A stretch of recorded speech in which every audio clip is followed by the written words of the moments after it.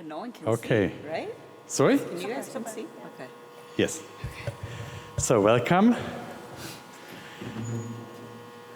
And I'm happy to be here with our large podium and some of our visitors, but I know sometimes people come later when we started. But how we know this talk is, of course, open for the public, and we are happy if the public is here, but it's also important for us to communicate, to get in exchange, to get to change ideas, and to talk about what we see in the exhibition, but also where it comes from and where it could go, what connections it has. And so I'm very happy that I have such great guests, and I would like to welcome Monika Egerer from the Technical University Munich, from the Science Center in Weihenstephan. It's called like that. And I'm also happy, of course, to see Björn Vedder, the initiator and the co-curator of the whole series of talks and lectures, and also our cooperation partner, Michal Koleček from Ústi Labem from the University, and together with Stena Kolečeva, who is also on the University Faculty of Fine Arts and Design, no? And she is the head of the faculty in the moment, and also artists represented here in the exhibition. And Hannes Egerer. That's why it was complicated to not mix the names, from South Tyrol, but he's also teaching at the university. That is a connection I guess we can look after later on, because one very big advantage and a very good outcome is this strong network what is behind the whole project. Michal will talk about that a bit more. And so it's also one of the basics of the work of Schafhof, of the European Art Forum, to connect people and to get in exchange and, of course, show something for the wider public as well. I'm also very happy that Isabel Oberländer is here for the first time on the podium. No, yes, for the second day. Sorry, yeah, we had, but she's here only since 4 months, almost 5 months, and I'm very happy that she joined us, working in the Art Forum, and she was very much involved in the preparation of the exhibition, and I'm very thankful to her and to all of my staff that this exhibition and this talk and all the projects what we do with a very little staff, that it could happen. And last but not least, I also would like to thank Christoph Galle, who is taking care on the technique here behind us, and of course all the other artists who couldn't come now. And I thought to get a kind of structure, but I mean, my aim is to have a really free discussion in the end and an exchange of ideas. But to get into that, I would like that everybody is introducing themselves, with some sentences: what are you doing? Why are you doing that, what you're doing? And where and in which surroundings. And yeah, so the whole exhibition is part of the annual theme of Schafhof for the exhibitions. It's called Stories. So, and stories is a very wide field. It's kind of narratives in fine art, but it's also, it can be something from the beginning to the end, but it also can be a content what you're thinking, talking about. And of course, for every story you also have to have listeners or viewers. So it's, I think, one part of the whole thing. And in this exhibition it's very very rich, because behind all of the works there are long stories. So we won't be able to tell all the stories today. So I'm more interested in what was behind the story, so how it came to have this collection of ideas and exciting projects. But yeah, so we come that later. And I'm also very happy that Monika could come, because she is dealing also with participative projects, with community, with interactive projects in the framework of the university, so in a science framework. And I think it's a very useful extension for our art field, because it has a lot of the same messages and ideas behind. So I think we go very quickly around, and then I would like to ask Monika to start her presentation, what she's doing and what her work is about. Then we continue with Michal, so he could introduce us a little bit into the now more than 2 years working international art project, Gardening of Soul. And then maybe Björn Vedder could give some ideas for a work of the exhibition,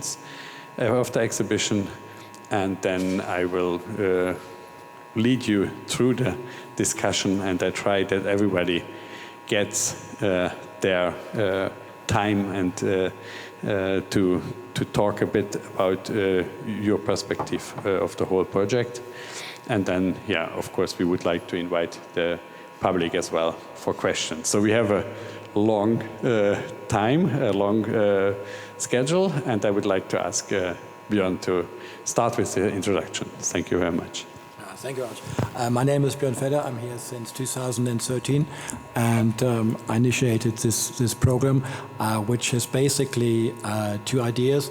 One is connecting the exhibitions to a broader content of discussions in our society, and with that to show some relevance of art shows despite the aesthetic experience.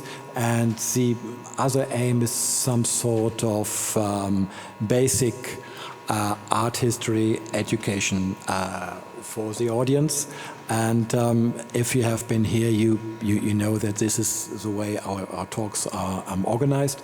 And what we are talking about today is the exhibition Social Gardening, which is deeply connected to our experience of competition and the loss of empathy and collaboration in our societies. But I will talk about that later.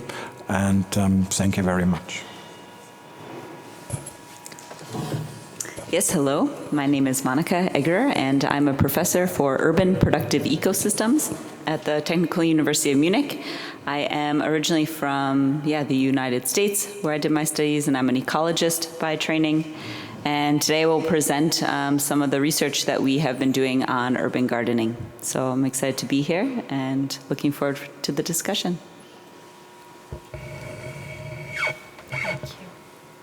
Hello, I'm Isabel. I work at Schafhof since January, how Eike already told. I'm an art historian, and I'm especially interested in how we can use guided tours or discussions or panels as a connector for different groups of people. Hello, my name is Michal Koleček. I'm working on the Department of Theory and History of Art at the Faculty of Art and Design, Ústi nad Labem University. And I'm also curator of the exhibition, which is right now presented at the Schafhof, but also I am curator of the research and artistic project Gardening of Soul in 5 chapters. We started to work on it more than 2 years ago, and we are still developing this project. Hello, my name is Dena Kolečková and I have PhD in art education and then the professorship in visual art. I'm an artist who participates at this project of gardening of soul. Good afternoon. My name is Hannes Egerer. I'm an artist. I'm here because I have a work in the exhibition. And maybe I'm also here because maybe in my next life I go to to cook. So maybe it's better. It could be a better job to work as a chef than as an artist. I don't know. Today I'm trying to. I did a soup, or the soup it's doing itself in some way, and it makes sense of it's the center of the project. But maybe we can talk about later. Yeah, my name is. Okay. Yeah. Good. My name is Eike Berg. I'm an artist and curator or art manager, and I'm now here at Schafhof, and I'm very happy to organize the exhibition programs and the residency program and take care on our building and our institution.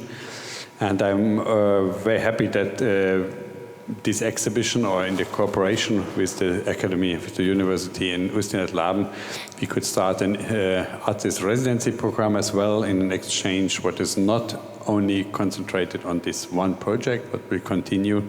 And this is one of our main aims, that we get in a kind of sustainable, long-term exchange programs with other countries, with other institutions there, and I'm very happy that we have such great partners doing this art project. And I wanted to say that after this talk we will see around 6 o'clock, so I try to don't let it go too long. I always stop when it's at the best, but of course we want to have some time, and it depends what we have to talk. And then we have a kind of, we call it performance. It's not really a performance. Everybody is invited to eat some potato soup that Hannes has done, so it's ready already. And we will do that downstairs in the exhibition close to his piece, where you see the original potato soup, deep frozen. But this is then the happy end, and I would like to invite Monika Egerer to start. Thank you again that you are here. Okay. So I have to give a little caveat, because I read on the website that it was in German, so then I quickly translated all my slides into German, and then realized that it was in English today. So the slides are in German, but I will talk in English. So if you don't understand what I'm saying, you can, listen to me instead and just hopefully look at the pictures. So as you see, and you may hear from my voice, I do not have a German dialect, even though my name is very German. And instead I grew up in Detroit, Michigan. And this is what the landscape of Detroit looked like when I was growing up. And so Detroit got its name for these famous images of forgotten buildings and these relics of deindustrialization and white flight, but also for a growing social movement in urban farming, where urban farming started to fill the gaps in the landscape, and also gaps in the social landscape. So farming has become a social movement to green the city, to revive neighborhood environments and social cohesion. So here, as we see in these photos, whether you're black or white, whether you're young or old, all can dig in the earth and work towards cultivating change. And this more recent example of urban gardening or urban farming in crisis is something that crops up again and again in various crises events. So here, for example, in Germany, they turned the grass in front of the Reichstag into farmland during the Second World War. And so today I want to talk about how gardens and urban gardening, in the context of two crises, is responding to these crises and is working towards fostering environmental and social change. So the first crisis that I want to address is this massive loss of species diversity, or the so-called biodiversity crisis.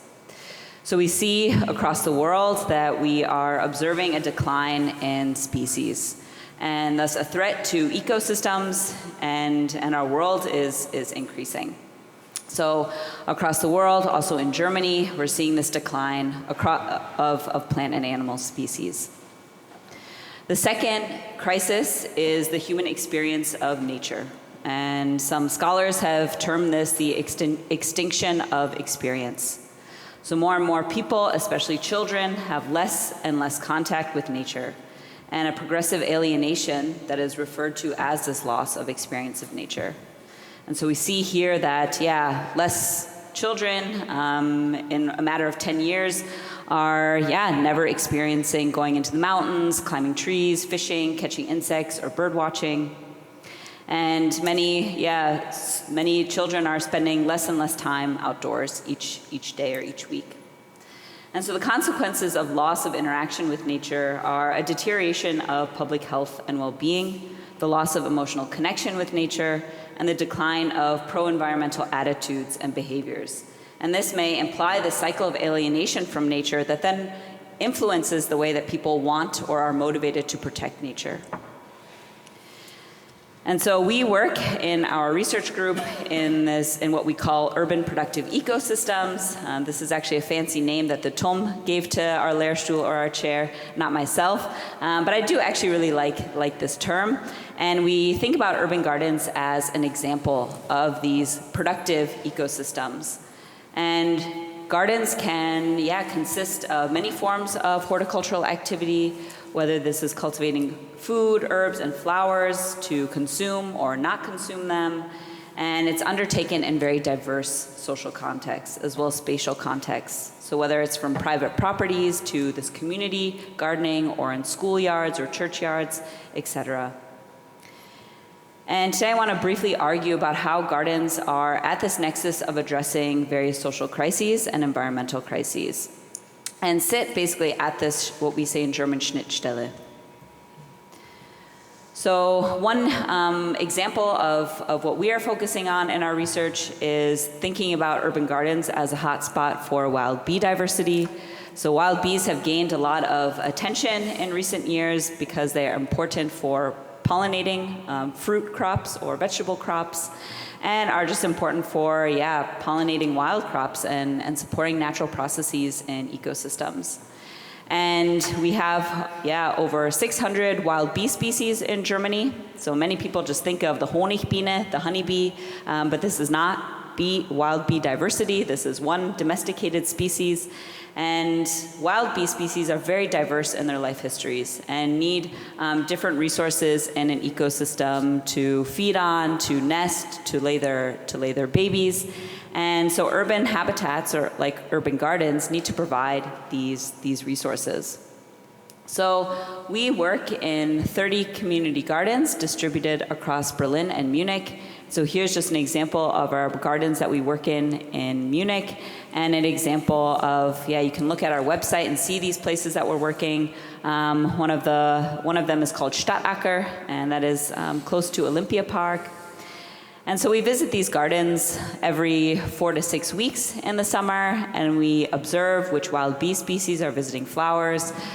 We document what kind of resources are available in these gardens, whether it's flowers or bare soil for bees to nest in.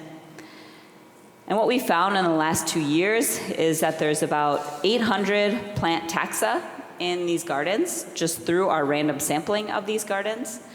And we see that the gardens are expanding the living space for many different plant species, whether this is species of conservation concern, what we say are red listed or on the Rote Liste in Germany or in Berlin and Munich. And we also see novel plants or forgotten plants like motherwort, or these herbal plants that people use to cure sicknesses or as remedies for something. And gardeners are also very experimental in what plants they're growing. So we find things like shiso or recently a lot of gardeners are trying to grow ingwer or ginger themselves or sweet potatoes that not maybe are normal in the German context, but we're seeing these crops also in our farmers markets.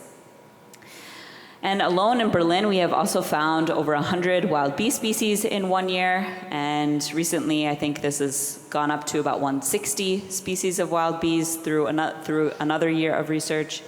And this is about 40% of all of the wild bees of Berlin. And 25 of these species are on this red list, or this list of conservation concern. And so here are just some of these important species here.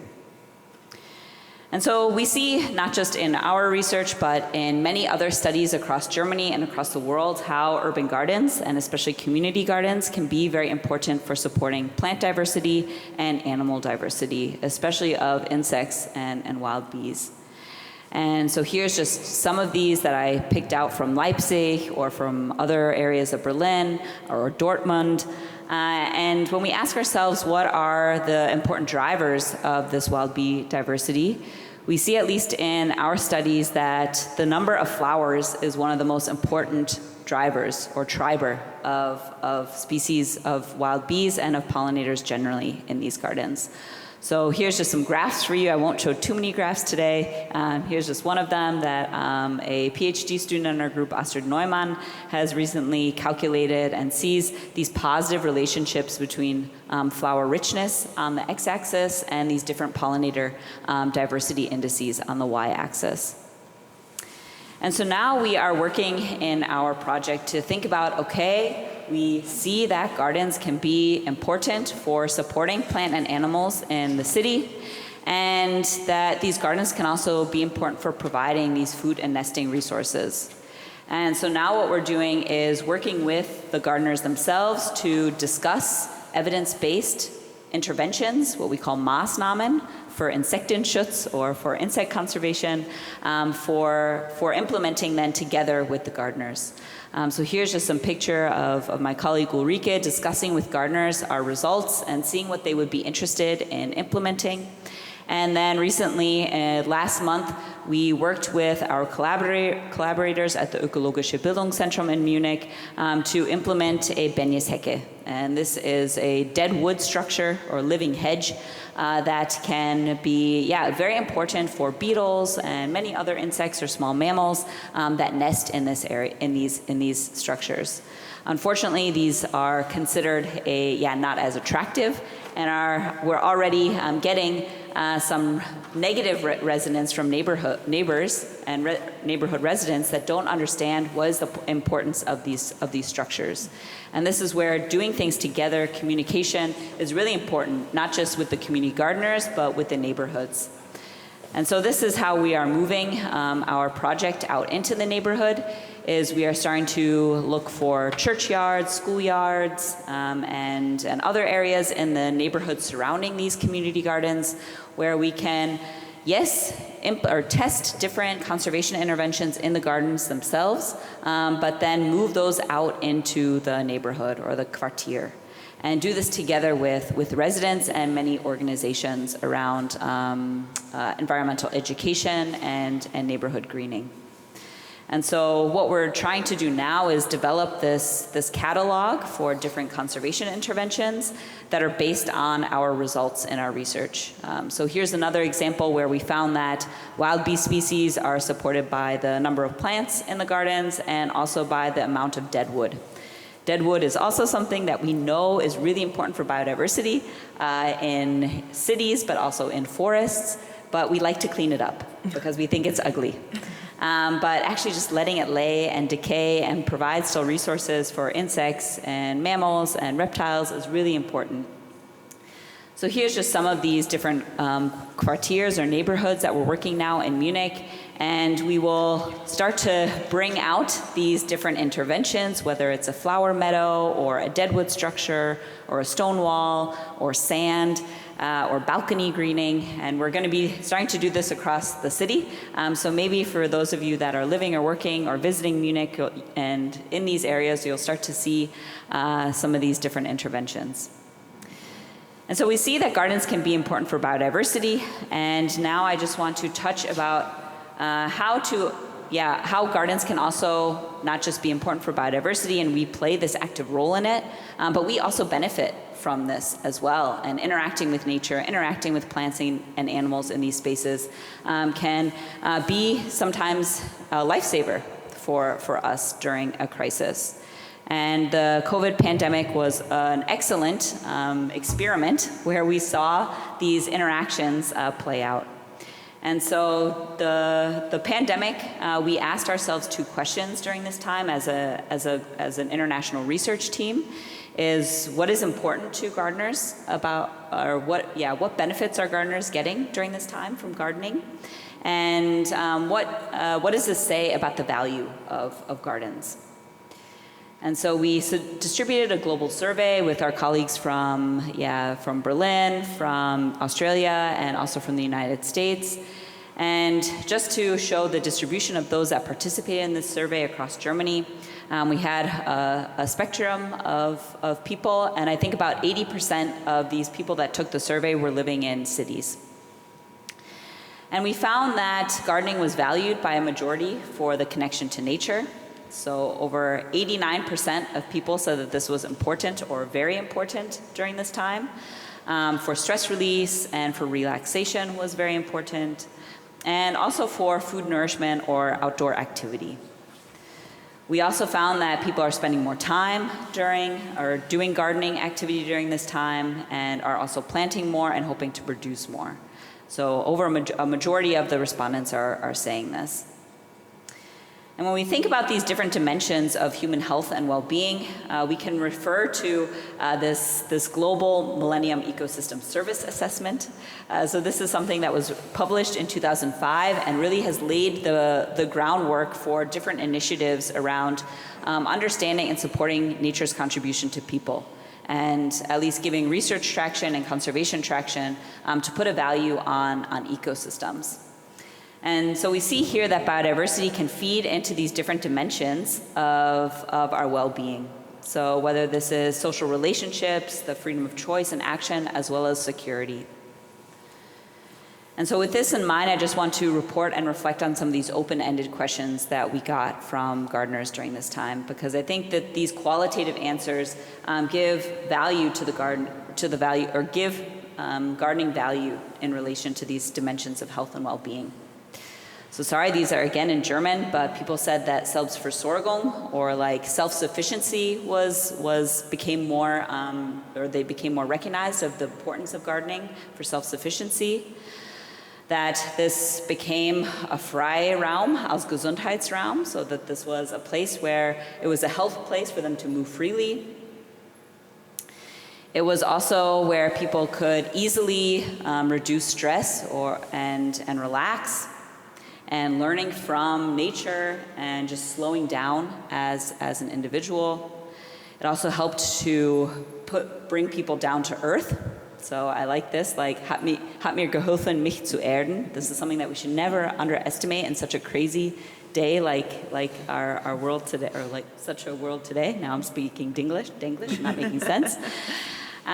People also saw the garden as a place for vacation and a holiday to get away. And this, again, what someone said is, that this was a piece of freedom in green. And also people had a stronger interaction and experience with nature. So I said at the beginning how this experience with nature is something that is actually gradually disappearing, especially for many of our younger generation. And so people said that even that the birds felt louder and are having more of like or are becoming more observant of plants and animals.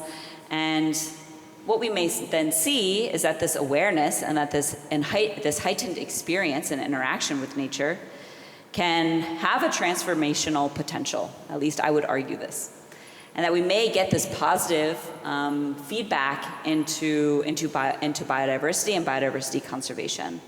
So some people also said that, they became more aware of and more motivated to conserve biodiversity.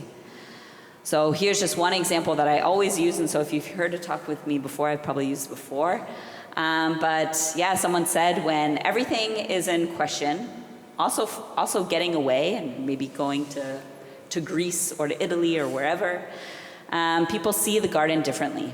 And this respondent said they saw the garden with insect eyes.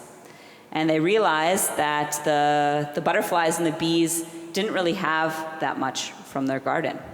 And they said that they would then plant next fall and next year, they would plant otherwise. So I want to revisit or visit the whole point of this Ausstellung, or this exhibition. And so I read this again last night. I was like, okay, what am I going to present? What's the context of this presentation? And I really like this metaphorical perspective that's on the website. So whoever wrote this I thought this was really good.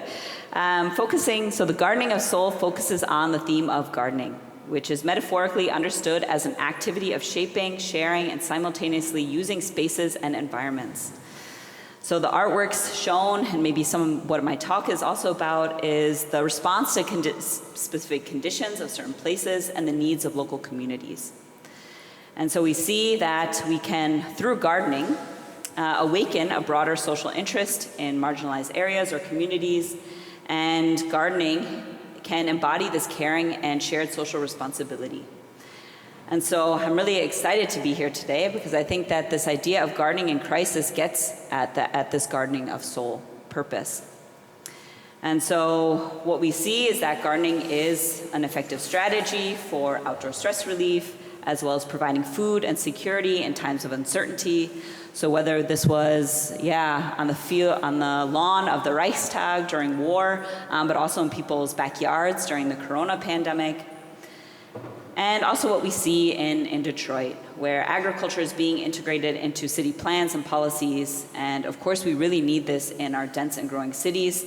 And whether, planning instruments can follow this Bewegung or this interest is a big question that I think we can all ask ourselves and discuss here today. And I would argue that we should take gardening as a very serious practice because this is one way where we can create and foster these synergies between people and nature, green spaces, and human health in our cities. And agriculture can be a very important and essential part of our cities as well. And so I will close today with a reflection about these two crises that I started. So we know that species are in decline across the world. We know that about 50% of terrestrial Earth humans are dominating, and there's many cries across the world to save species. And gardening, people may say this is futile, this is just a small activity, but I would say it can be very powerful. It can feed back into these benefits that we get as people as well. And so I will, think about this idea of gardening of soul and maybe say instead soulful gardening. And when I looked up yesterday, what is the definition of soulful? There's a lot of really good adjectives. So profound, heartfelt, sincere, passionate, meaningful, significant. And I think soulful is a really beautiful word to associate with gardening. And why I was really also, thankful to be here today. Because we see this happening in these gardens, at least where we're working. So here's just like a small 30-centimeter little plot of sand that a gardener has implemented in their plot. And it says, this is not a Spielplatz or a playground. Don't take anything away. This is a house for insects. And I think that this is something, again, really beautiful where we can cultivate or we can support biodiversity conservation through gardening, cultivate beauty, ecological complexity, and life that feeds us and nourishes us and gives us hope. So I will thank you for being here and listening, and I'm happy to discuss today, and also to thank a lot of people and our partners and our funding agencies. Thank you.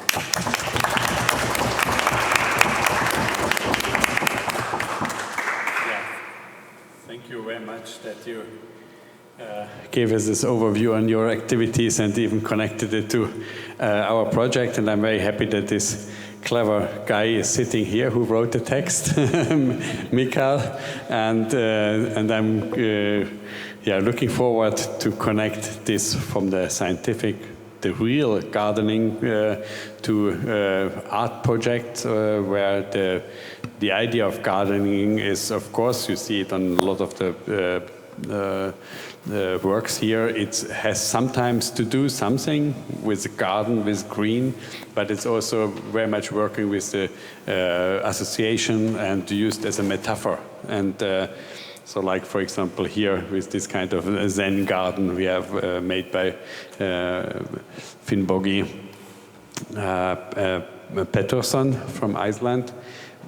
I think before we finish, we will shut down the light and we can enjoy a little bit. But now I would like to continue with Michal. And yeah, please introduce us the project, the dimension of art, because that is for me an important thing, that art is also maybe by itself a kind of gardening. And so how it is in the combination here. I help to, yeah, okay. 2 times, yes, please. Thanks.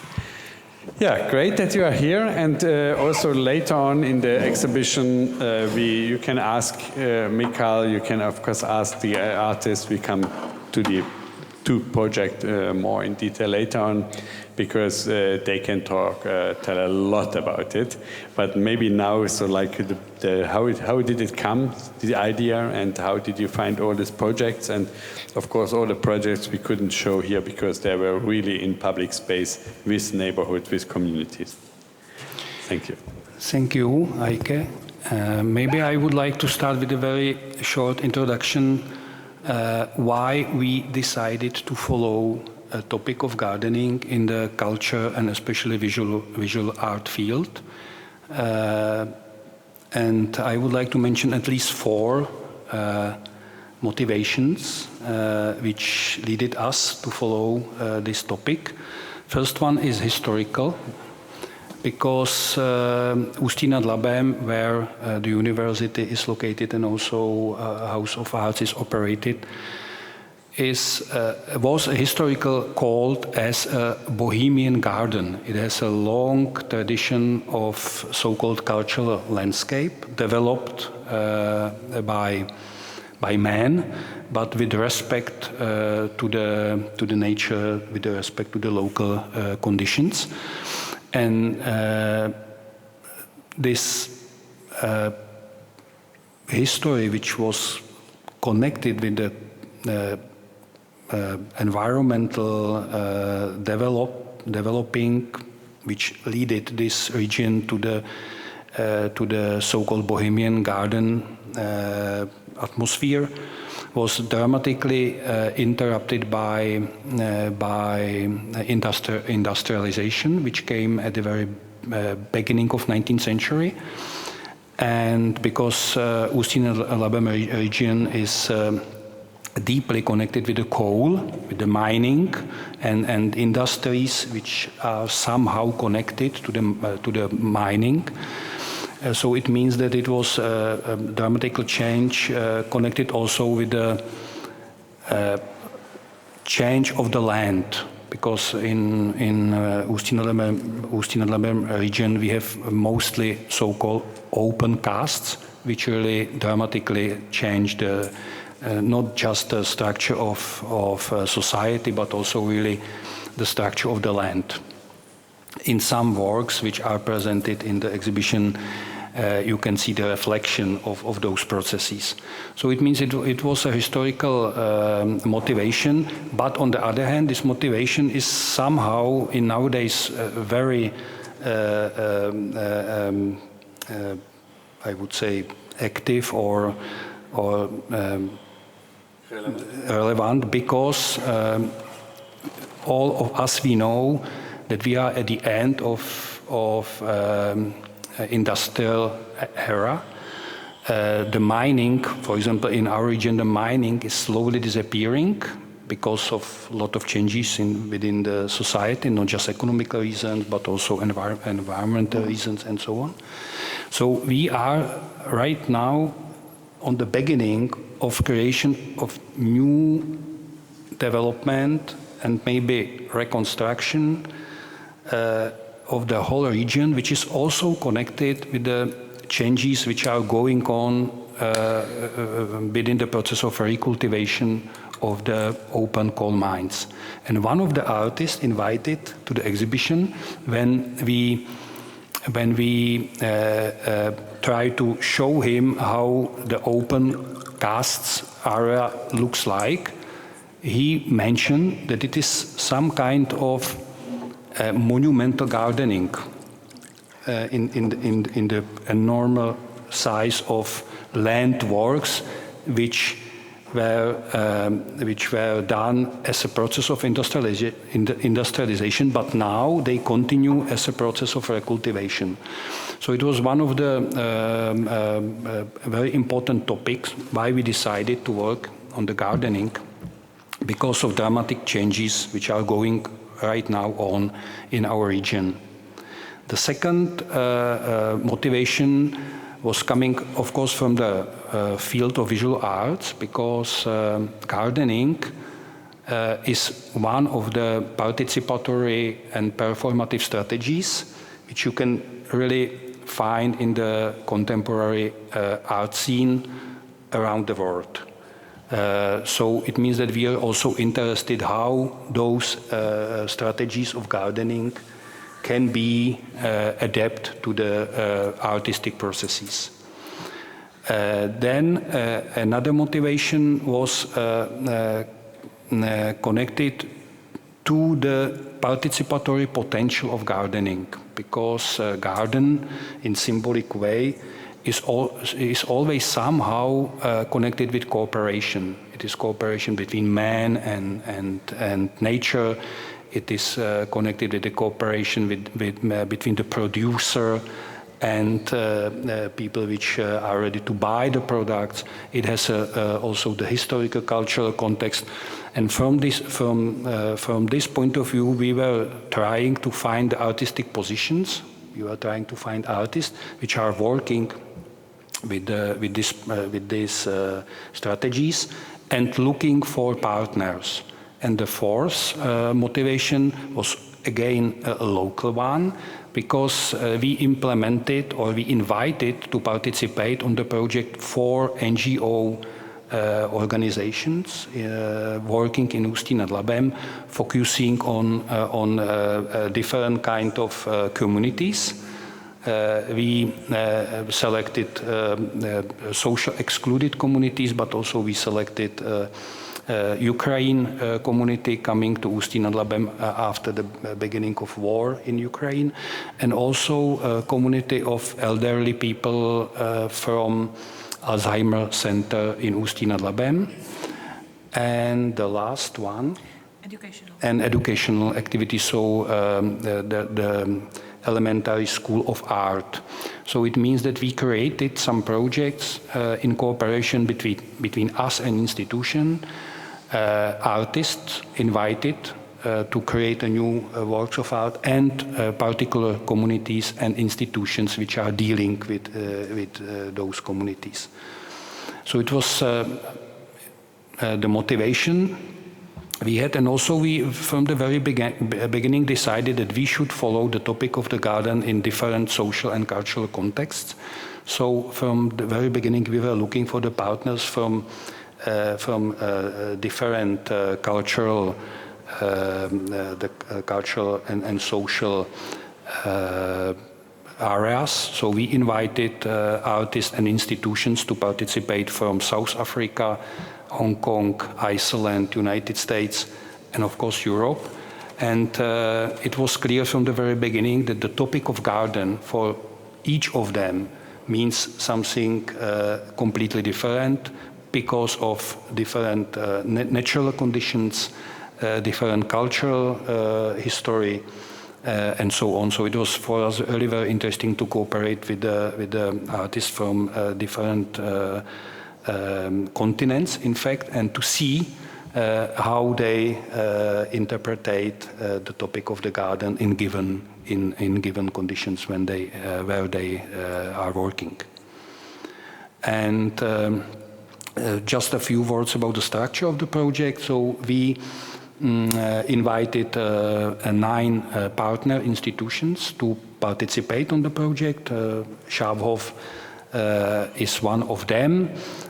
We organize residencies for the artists to travel and to learn about the different kind of position of gardening in the especially in Ústi nad Labem, Czech Republic, Iceland,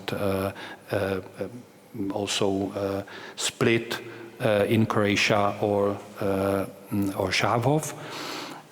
Then we supported creation of new works of art as a part of those residential programs, and also we developed 6 works of art in public space in cooperation with the local NGO institutions, as I already mentioned. And at the very end of the project, we organized an international conference focused on the topic of gardening as a culture tool for development of artistic project, but also for development of cooperation between artists and society.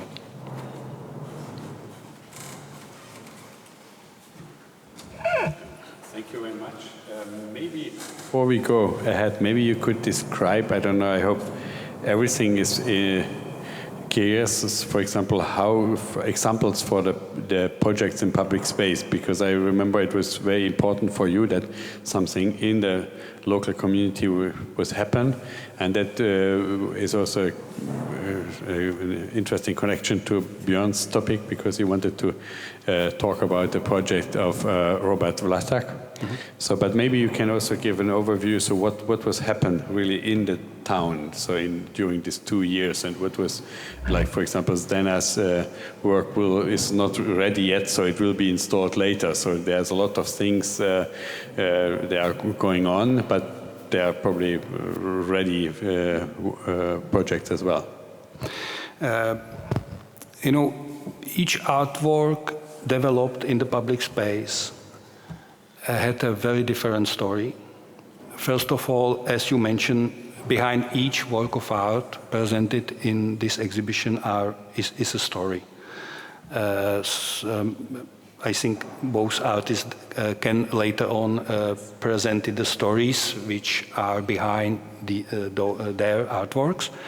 And also, each work of art was developed for a particular place and particular community. So it means there are huge differences.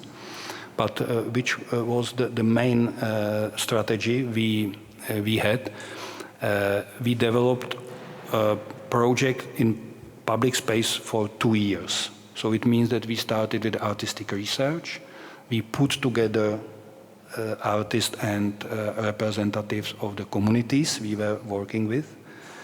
They had enough time to discuss with the local community their needs, how they could help to development of the place they share, or to the development of community itself. And then the artists started to create the artworks. Some of them, from the production point of view, were early very complicated.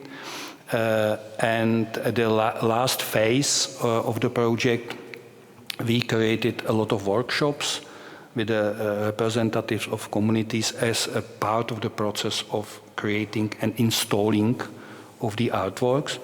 And all artworks, or most of them, we did as a part of public art project of the Gardening of Soul. In 5 chapters project, they are participatory, so it means that they are developing the place, and they are somehow used by the community. And maybe then we can ask Zdena, and she could describe the process, how she created her work of art. Yeah, so thank you very much. Maybe we could start with Björn, because he introduced a work from a Czech artist who is not here, at least the dimension, what is behind, the social dimension, was very important for you when you told that. And what is also an idea, maybe we can invite that to here as well, to Schafhof, in the framework of the residency program. And then we go into your two projects, because then we can ask you and we can talk about, and so we can open the discussion as well. So, but please, Björn. Thank you very much. I just wanted to talk about a certain idea or aspect of the work, membran. That is the first one when you come in the box on the left, because there's this wonderful fence that is cut in the half of the shape of a human being, and in the middle a person can get through it. And there are other holes in fences as well. And that is a very, very interesting aspect, I think, when we think about public spaces in cities. Because originally cities were built for communication, so people came there together to exchange on a marketplace, and for security, so people came together to protect each other from enemies, so places for safety, for collaboration and solidarity. And this is something that our cities have lost in the last maybe 50 years or something at least, as you can easily experience if you try to find a flat in Munich, for example. Yeah, so you see cities are no longer a place where people come together, exchange and collaborate solidarity, but it's a huge space of competition where the winners, they get to stay in the city, and the losers, they have to get out of the city. So a Polish sociologist, Zygmunt Bauman, once said, the masters are living in the cities and the servants are living outside. And in the cities as well, there's a huge aspect of competition and difference and cutting up and making distances to your neighbors. A few years ago, I visited friends in Arlington. It's a wealthy suburb of Fort Worth in Texas. And for a long time, they didn't have any public transportation between Fort Worth and Arlington. Because they said, if we allow buses to come here, then the poor can come to our city and they rob us and molest our wives and kill us. But then they couldn't find workers to clean the house. They couldn't afford a car, so they established a bus line, but it closed at 1700. So for afternoon, no more buses after that. So that are there, and you can see that even in the architecture and planning of modern cities that are very shut down, and every neighborhood is separated from other neighborhoods. And I think as everybody is feeling so insecure and in competition, safety has become something like a substitutional aim for the cities, where you have cameras everywhere. And next to safety, there's the total, demolition of public spaces in the city, as most of the public spaces are no places where you can spend your time. It's just places you are meant to pass over, but don't stay there. Don't sit down. There are walls that are like this, so that you cannot sit, you cannot lean on. There are sprinkling things. There's traffic everywhere, and a lot of dead-end roads that tell you don't come here if you don't any property here. So just stay outside. So, and from this perspective, it is very important, I think, and it's a main aspect of art to point these things out and to surprise us. And just with a little thing, what is this? There's a fence, and there's a hole in the fence, and it's made for people to get through. So this gives the idea. So there shouldn't be fences in the cities. So I think this is a wonderful aspect of this exhibition that shows how unhuman and disastrous our cities have become, and what we would have to do to make them a human space again. This is open places for exchange, tear down the walls and tear down the fences. The garden is used for that.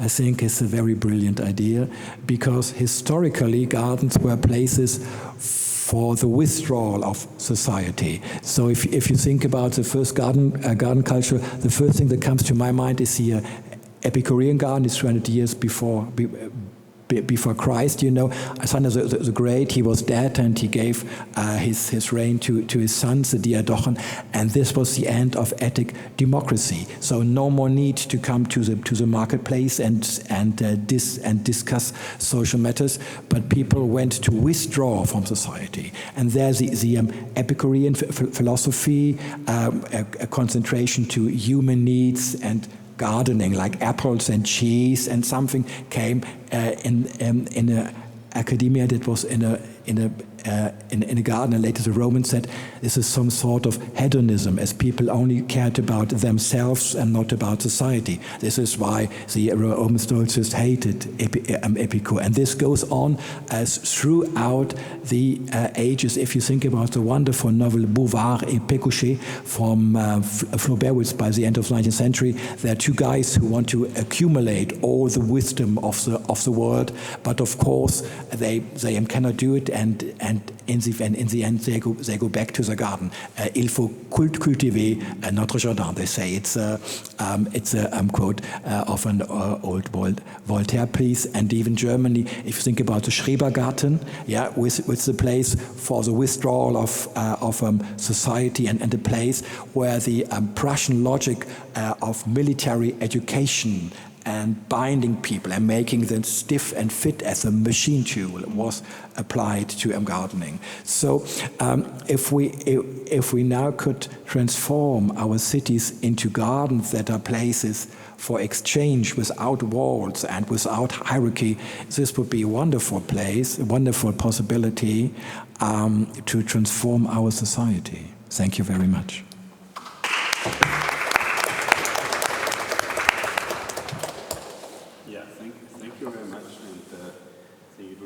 Another afternoon to get really to the history of gardening and of meaning of gardening. So thank you for this glimpse into it.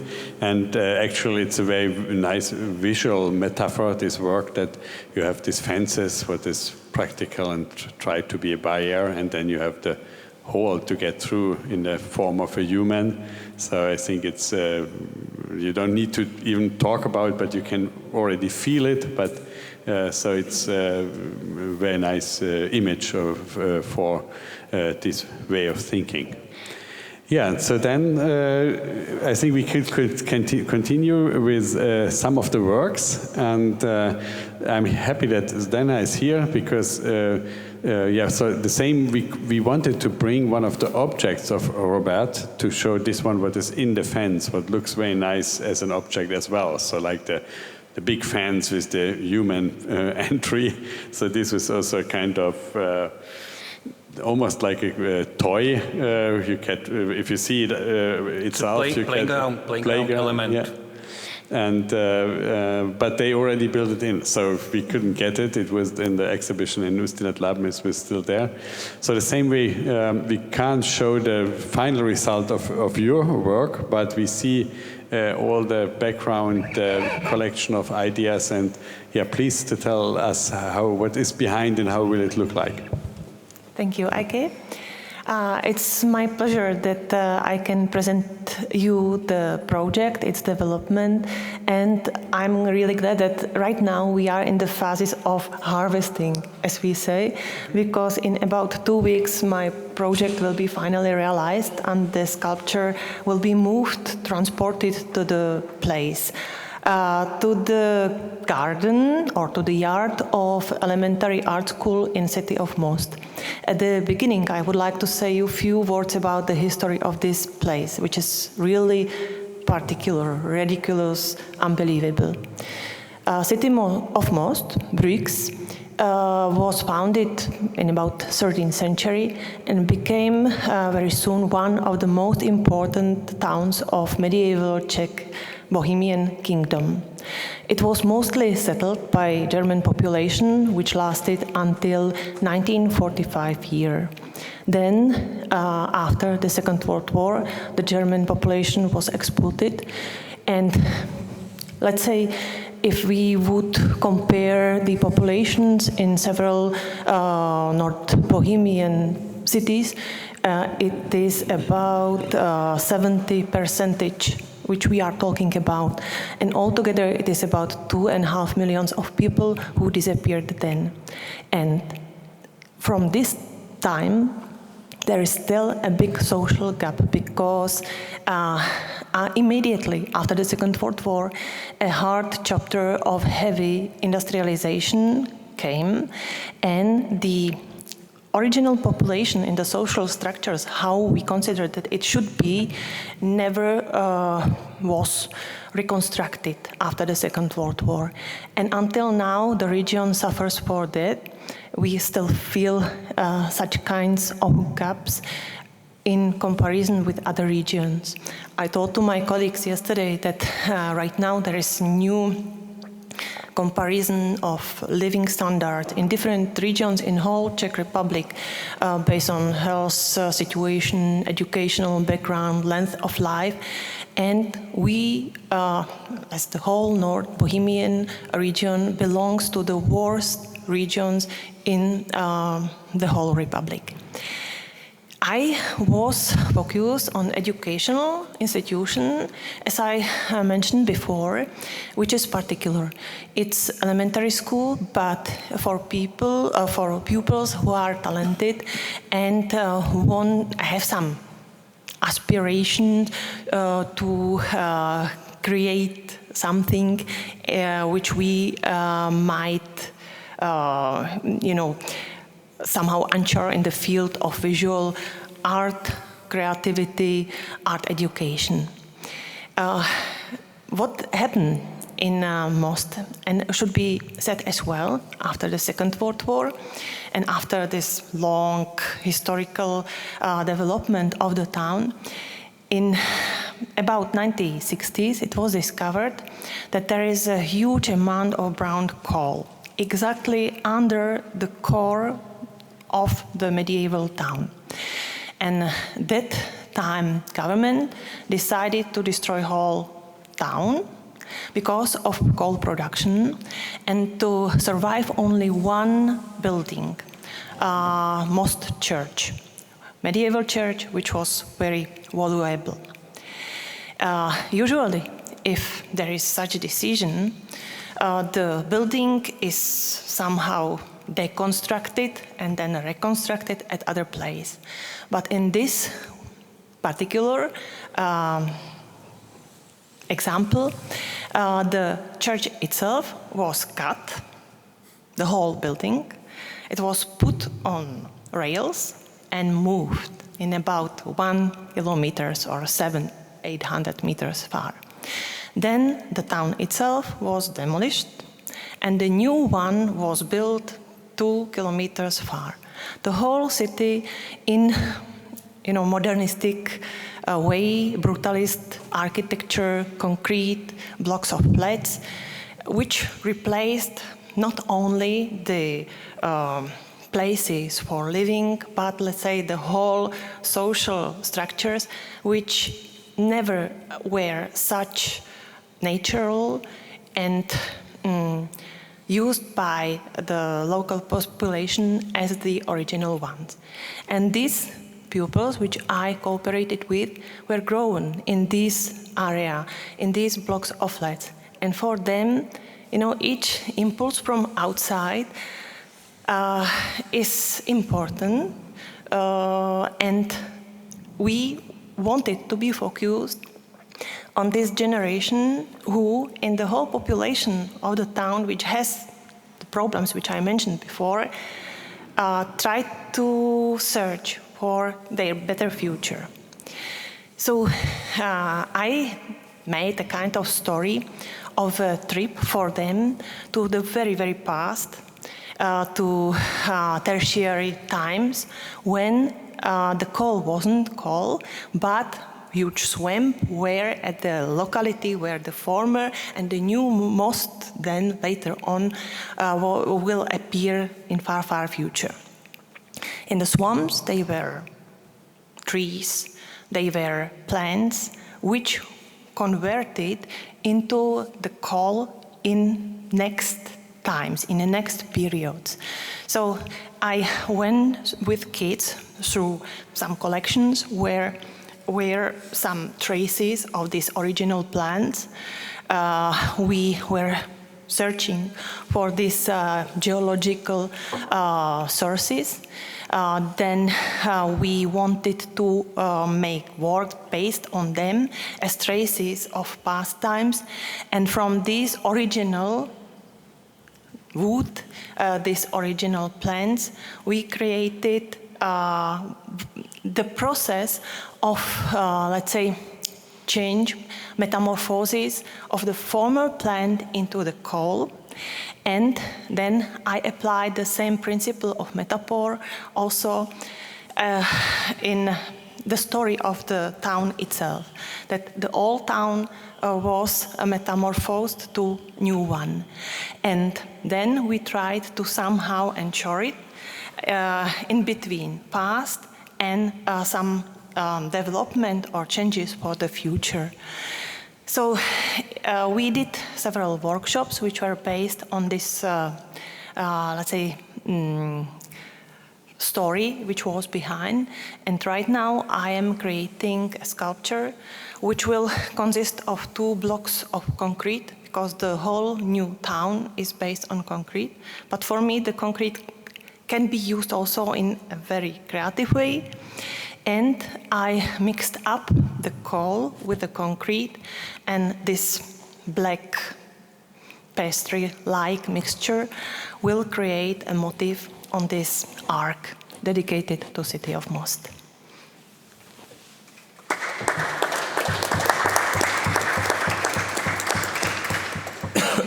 I just want a short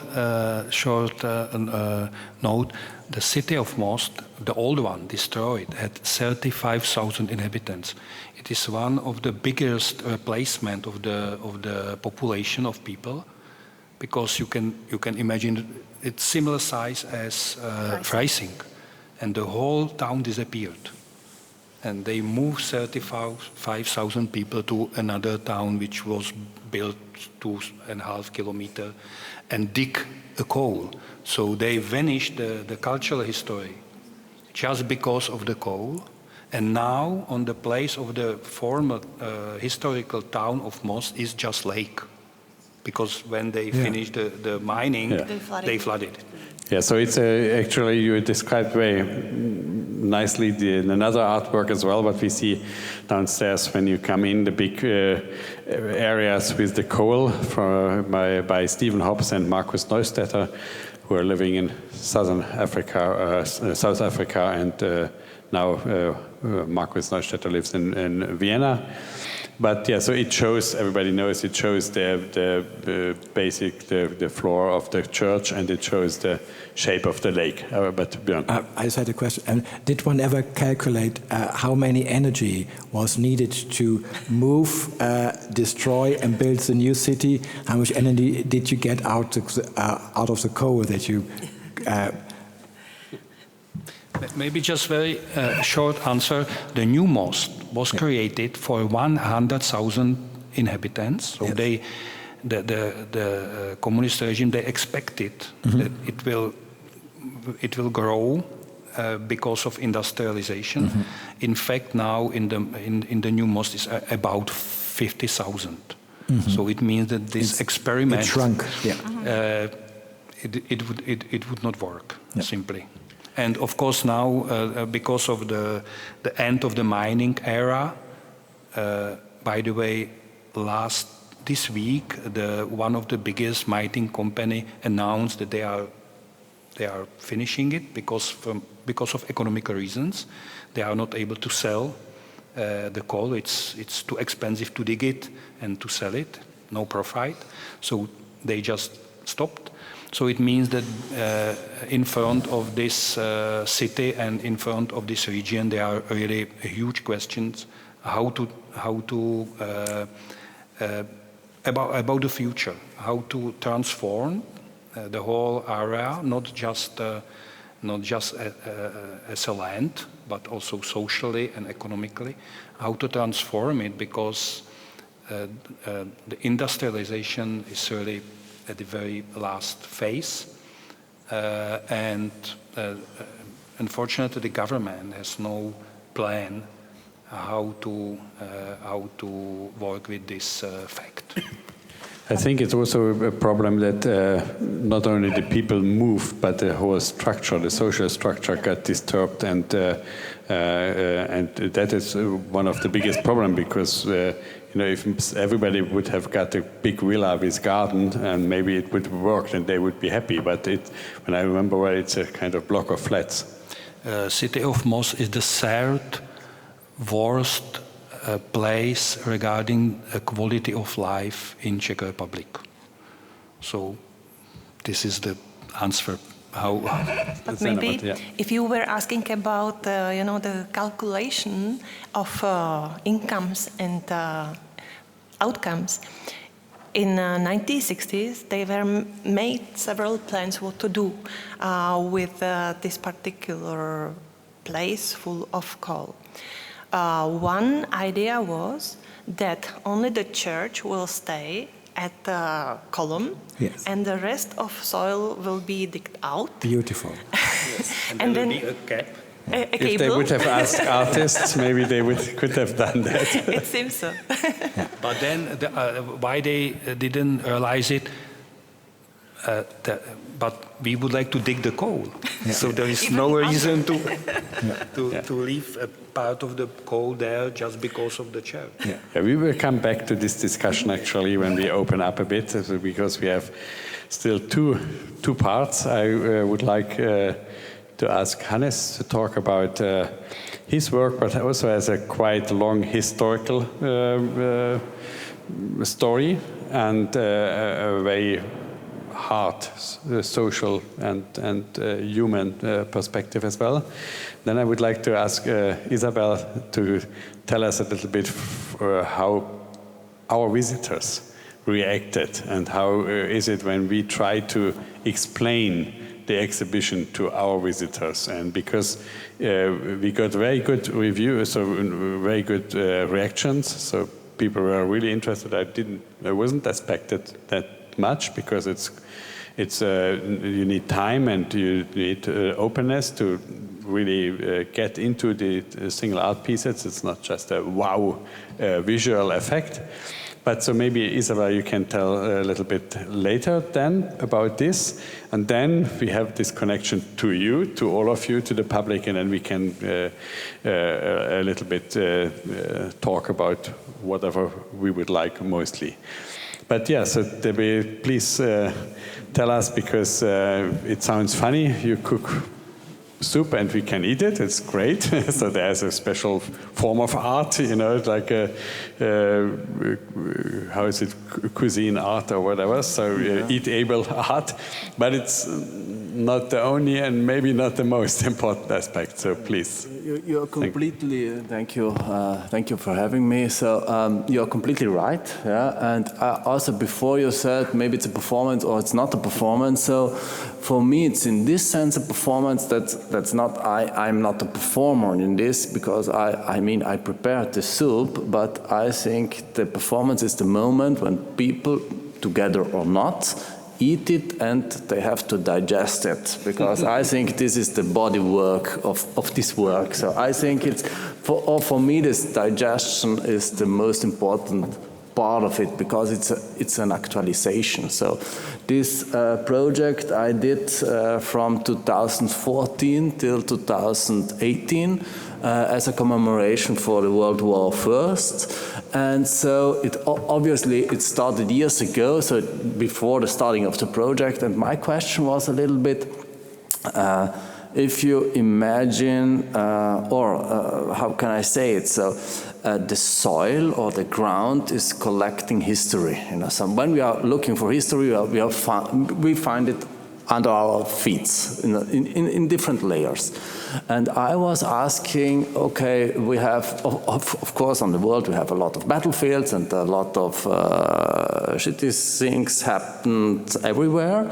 And does this change this place, or can I feel it on this place, or does this change the soil? So really, I thought, okay, is a former, what's going on now on a former battlefield? So usually agriculture, so on a lot of spots, yeah. And then I asked, okay, how can I feel this difference? So and that's why for this commemoration, and then I wanted to have a commemoration that it's active and it's not a monument or whatever what.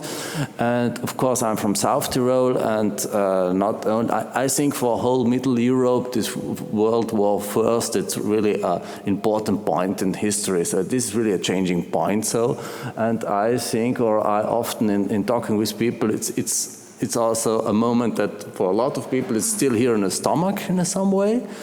And then I went to Przemysl. Przemysl, it's today on the border between Poland and Ukraine, and it was one of these first bigger battlefields.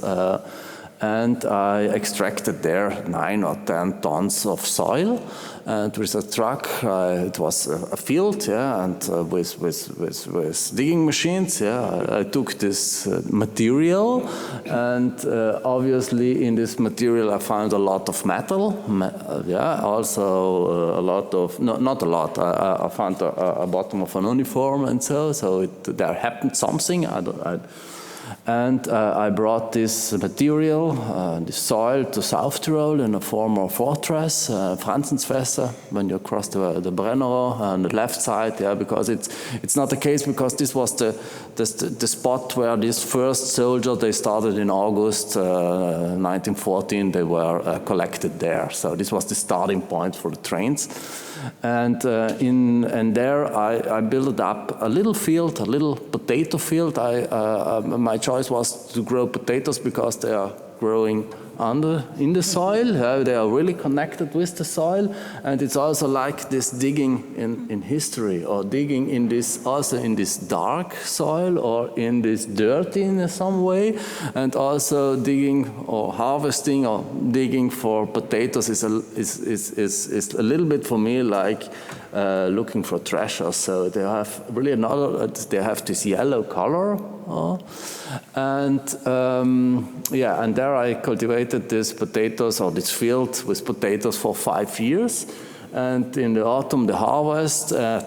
And then every harvest was, the end of every harvest was a potato soup. So a collective happening, yeah, and just to eat together, yeah, to sit together, to spend time together, yeah, to eat and to digest or not to digest or whatever it was. So this is the project, and the potatoes, to see them, I collected them from several spots. So they were connected with this World War First. So some were from Verdun and so blah blah blah. So I mean, it can be funny, or I mean, eating soup, it's nice, yeah. But it's going through our bodies, yeah, and this was my question. I wanted to understand if this soil is different, yeah, or if it have a different feeling or so. You don't have to apply. Maybe I should just shortly mention that we organized 2 exhibitions in the House of Art as a part of this project. Hannes took a part on the first one, and the first one was created as I would say, dictionary of the possible artistic strategies related to the gardening aspects. So it means we presented already finished, already done works. So it means that work of Hannes was not created as a part of the Gardening of Soul, but was presented as a part of Gardening of Soul first exhibition to show a potential and to show strategies and way of working with the gardening aspects. Yeah, thank you. And I think there are a lot of interesting questions for you later on, because, so if people were maybe a bit shy, so a bit afraid to eat something from a soil what is full of blood, of human blood, but this was my first association when I heard about this. But I would like to continue with Isabel, because this is something. So what did our audience say, or how can you, for example, introduce this lot of different stories to groups of people or to visitors, those don't know really much. They think maybe, or maybe the first reaction is the gardening. It sounds you make a nice garden. So this is the way how they could connect maybe, and then you go ahead. So please, if you can tell us some experiences and or some strategies you used to get this idea closer to everyday's visitor. Yeah, I mean, the whole topic of gardening, I mean, how we have already seen, it has so many sub-aspects, and probably everyone is having some certain image of gardening or garden in his or her mind. And of course, when that person comes, is there something wrong with my microphone? And of course, everyone visiting the exhibition has these images or these expectations, maybe also in his or her mind when arriving at the exhibition. But I think because we have so many different objects and so many different thoughts and ideas behind these objects, that the exhibition has so many points where you can start connecting the people's thoughts somehow with the artwork. So far, the people had really quite diverse reactions on the artworks. I mean, the classic is actually that someone is bumping in and says like, "Oh, what's this? I thought here are plants." And then it's like, yeah, I mean, it is about plants and about gardening. But once you start a conversation with the people and explain like, yeah, but there was this project, and you tell a bit about the whole history of gardening of soul in 5 chapters, and you also explain just a little bit. I mean, it depends on the person as well. Some are rather interested in the features, like how big is that pool, for example, how you constructed it, all these technical questions, of course, they're always important, I think. And of course, the people, sometimes they didn't come during the construction, so they just don't know how it all came into being.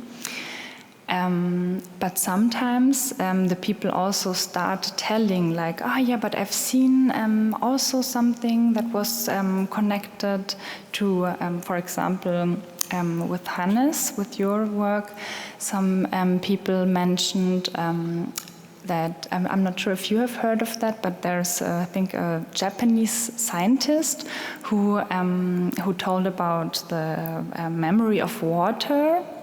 And he did a huge research project of like if water has a memory, and if and what happens with the elements around us when there's a certain history. But that's always actually quite interesting. And next week we're having a group of youth or children coming. I'm really curious how they will react, because I haven't seen so many children in the exhibition yet, but it will be quite interesting, I think. Yeah, thank you very much. And it's really amazing to see how people react and how differently they react, and it's a good chance for us and for our other colleagues in the exhibition to talk and to get them asking questions and going a bit deeper into this kind of network, because we spoke about with Michal when we made the design of the exhibition that there are some works that have these connections between each other. I mean, like nature, you told you and the coal, the big installation with the coal. I mean, it's really the same theme, and so with the different histories, and we have the work of Olya Fedorova with about the war in Ukraine, and then we have the war of the first World War I, what is really a kind of basic trauma and point for European history. Yeah, so but then I think we can open the discussion, and I don't know if somebody of you wants to react quickly or if somebody of the audience maybe have a question or something to tell. I'm very happy that 3 of our artists in residence are here as well. Nina Sumarek, who made a workshop just today about trees. You can see the video, what's not made today, but the video was about the project. You can see in our digital space when we are downstairs with the potato soup, we can walk around and maybe you can tell a little bit about the project. That's an also participative project. People are drawing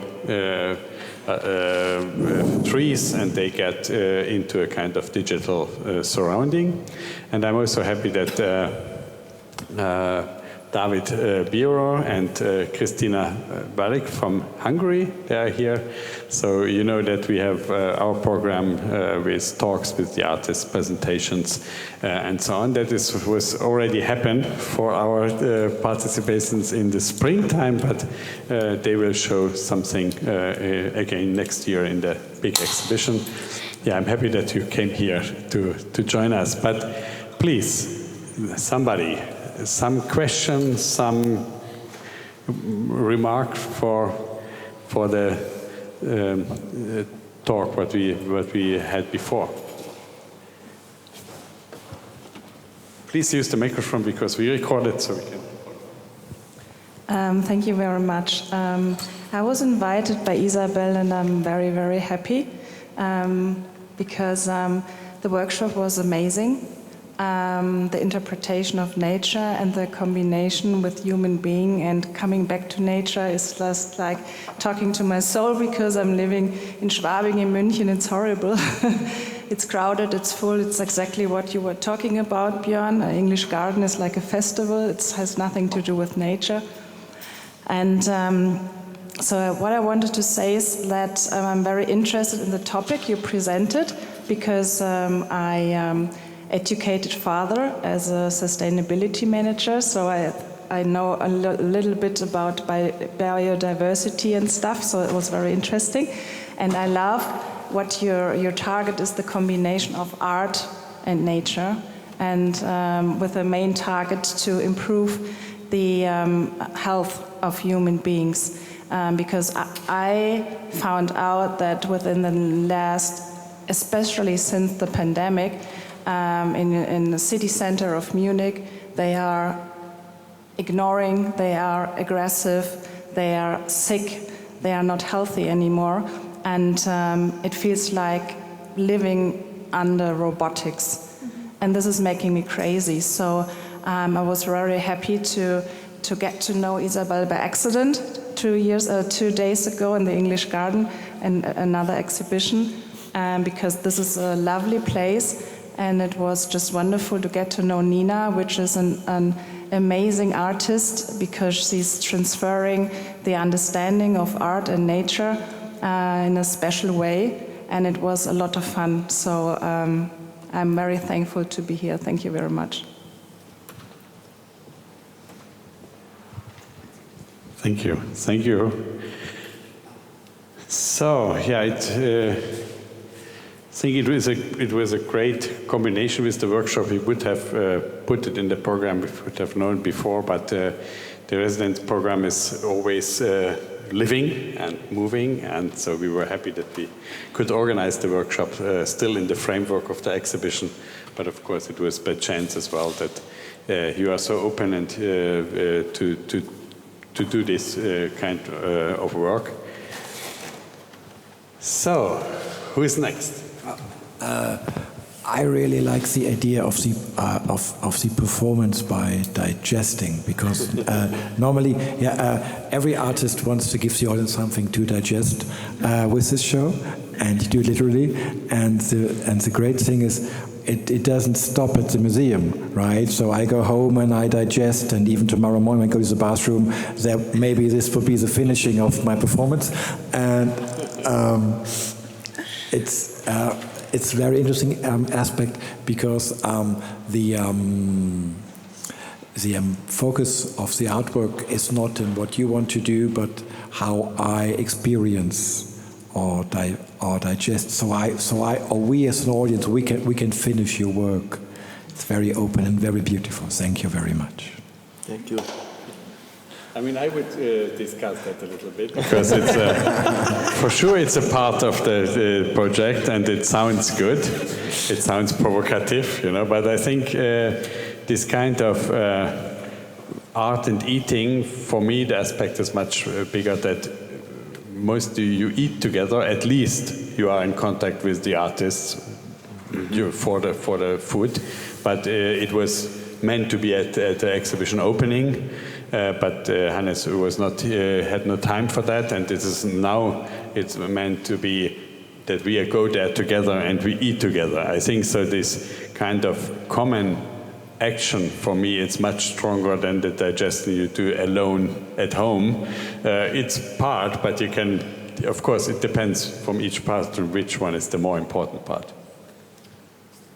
Is this a question for me or no? I think I cannot give an answer. So no, it's okay. But first you saw that you wanted to say something when. No.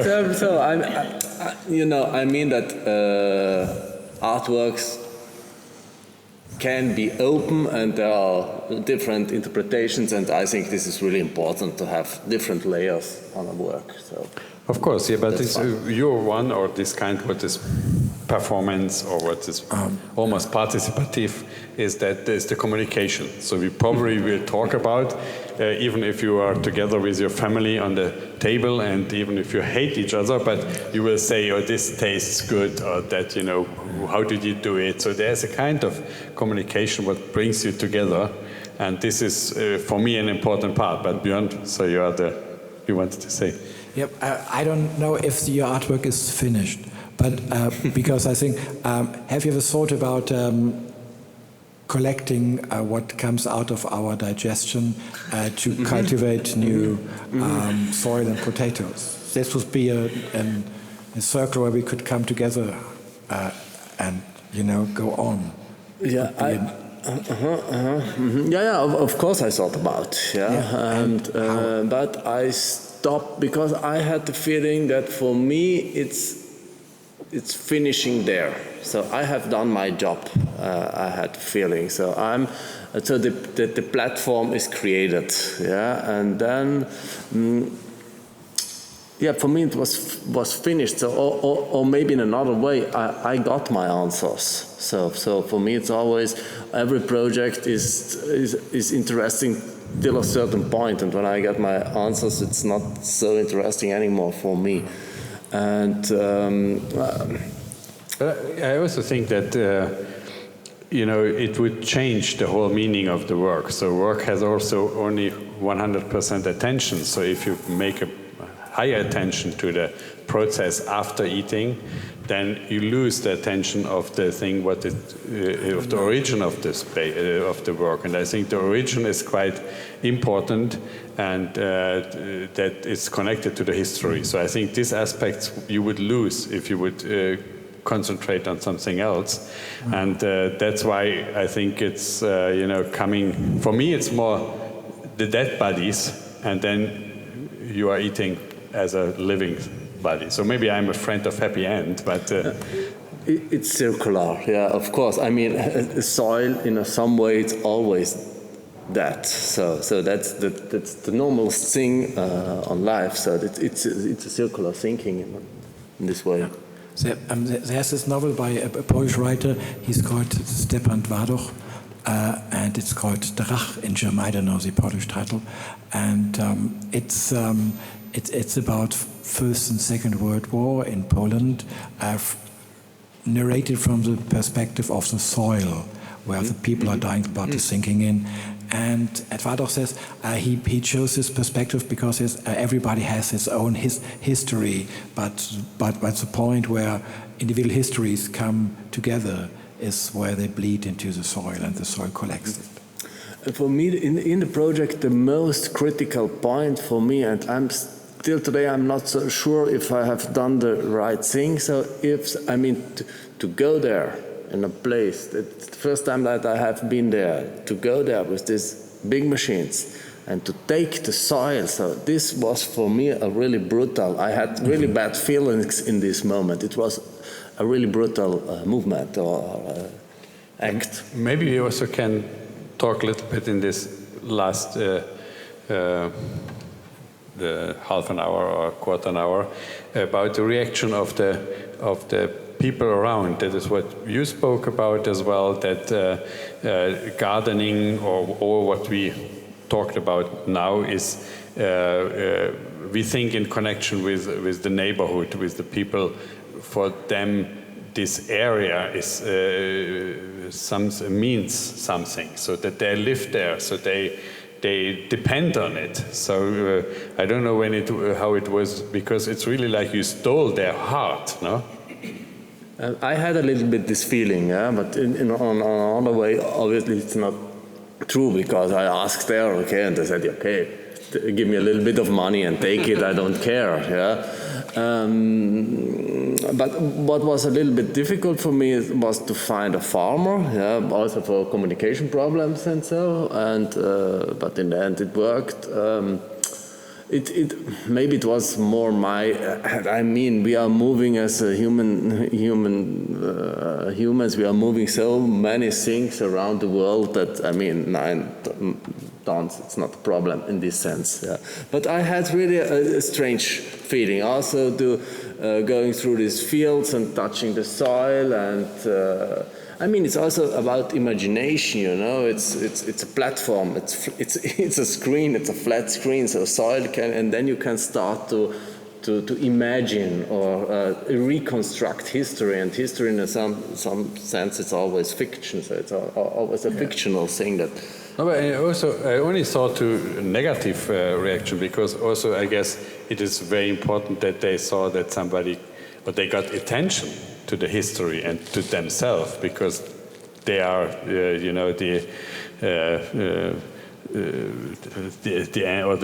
so they come from the history. So, and if you come there, probably most of the people didn't know that there was a battlefield. I don't know. How was it?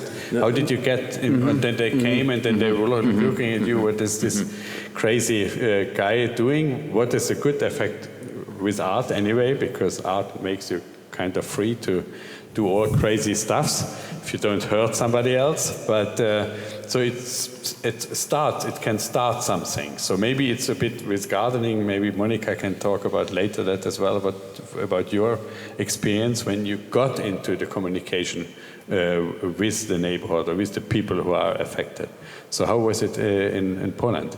No, I mean, Przemysl is really known. It was one of the biggest Habsburgian festung there, and it was the longest siege of the World War first. And you have all these destroyed fortresses around the city. So there's world wars everywhere. So it's really, and then you have a sort of tourism of this, yeah, and it's not the nicest one, of course, yeah, because it's all this really nostalgic, in a good way we can say nostalgic groups, yeah, so it's also problematical, so this is a little bit the situation there, and yeah.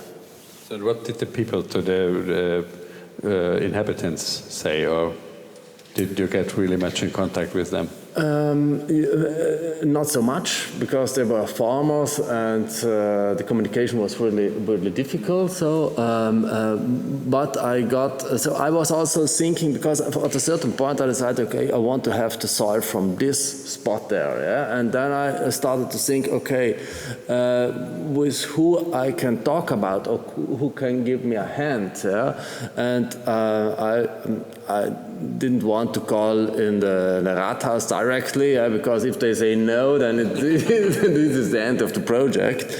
And then I found a gallerist there, yeah, and he gave me a hand. And then at the end, he was Hannes, okay, I give you a hand, I give you the contact, this is the phone number, go there, do this, yeah, but don't mention my name. So it started everything, and I said, okay, yeah, okay, if you don't want to. But at the end, he showed the project in his gallery, so, and he also invited me in another project, so we are still in a little bit of a contact. So. More, I don't know, so because I have been there just for these 3 days. It was a stressful moment to get all this together, and as I told you before, yeah, there were also bureaucratical problems because nobody wanted to sign this transport document. So at the end I signed them, and then at a certain point, because first I had a filmmaker with me, and the first idea was because we to go with the truck together, so to follow the truck. Yeah, but then when it was so clear that we have no real documents, I decided, no, go your way, I go this way. And I hope not to get a call. Yeah. Björn? I come from a small village in northern Germany. It's called Herste because it was a camp for soldiers who couldn't go home after war, and they died there. The first soldiers who died there were Roman soldiers who couldn't make it home after the Varusschlacht. A few hundred years after that, there was a monastery, and the monks they were making wine, and they said it was Italian wine because the Romans bled into the soil while they planted the grapes. So your potato soup, is it a Polish or Italian or German potato soup?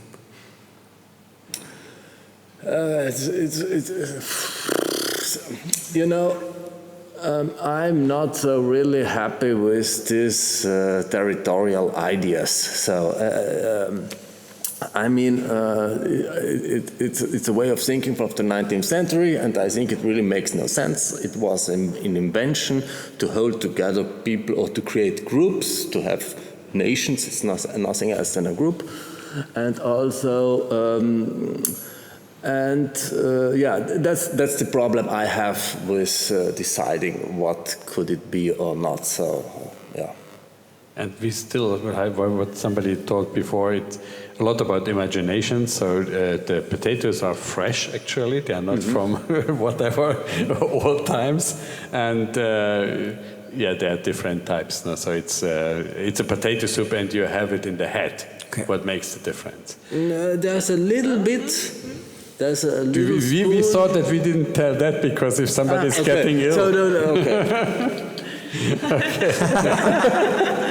So there's a little, but now you have to tell it, of course. No, I think it's clear for everybody.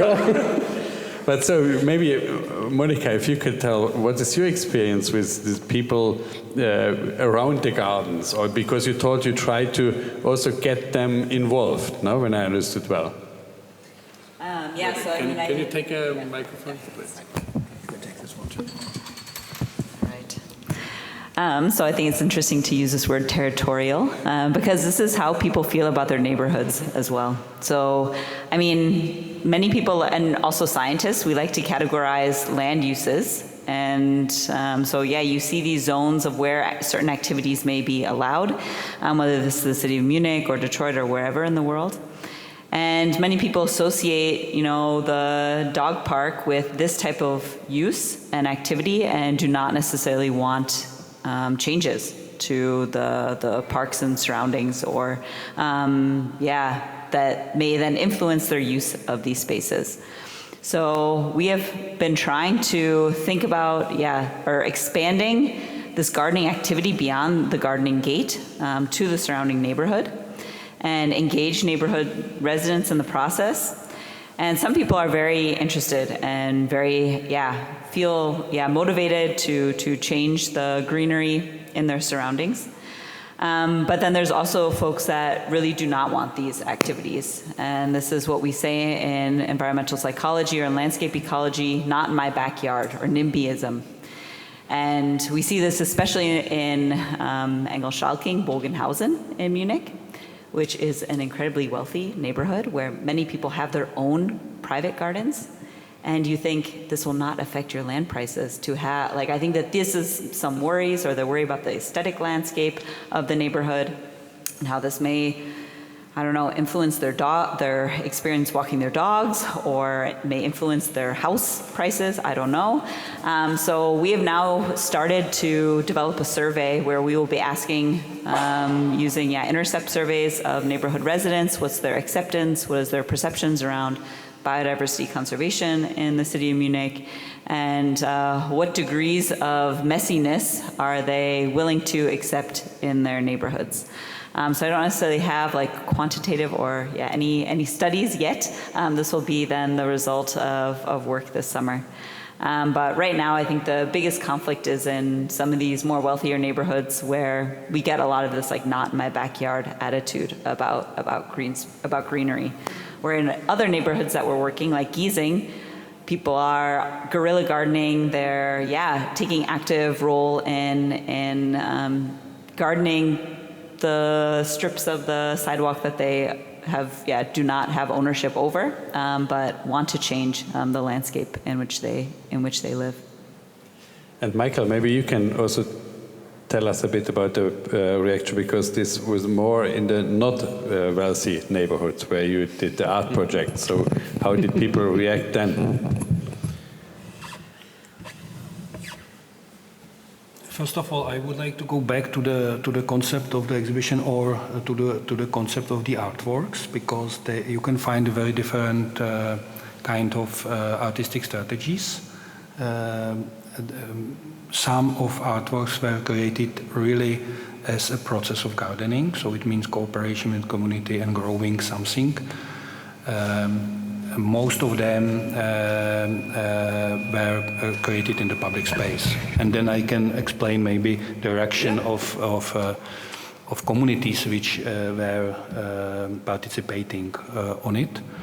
Then, as Hannes' example, the artists they discovered the strategies of gardening as a tool how to communicate a very different kind of content. So not a content of the gardening, but in, for example, in Hannes' case, the deeply historical, rooted topic, which is, on the other hand, very contemporary if we know that South Tyrol is today a part of Italy as a result of the First World War. So it means that it is also very nowadays topic, because it is about identity of the local community and the historical movements which leaded those community to the position which is in which is now. But also I would like to mention some projects which were implementing digitalization and virtualization of the topic of gardening, because it is a future which is standing in front of us, and we have somehow to deal with this topic. And it was really interesting that, for example, both artists invited from Hong Kong, where to get a nature is really difficult. Both of them, they implemented virtual processes or artificial intelligence to the process of reflection of nature and gardening.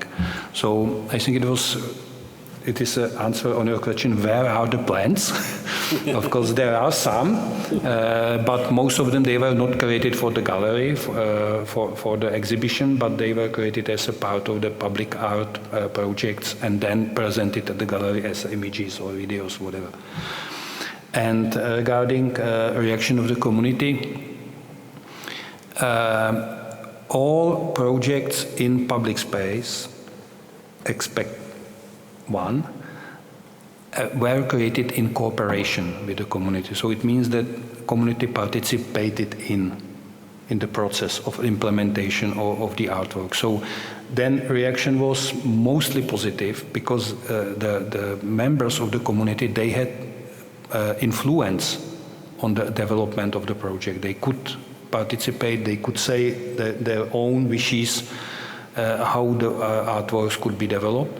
And all artworks, they're supported, community itself, or a place which they use, as a case of Robert Blassac, because you can interpret the intervention of Robert Blassac as an artwork, but also it is a design or a piece which really developed the place, how the community can use it.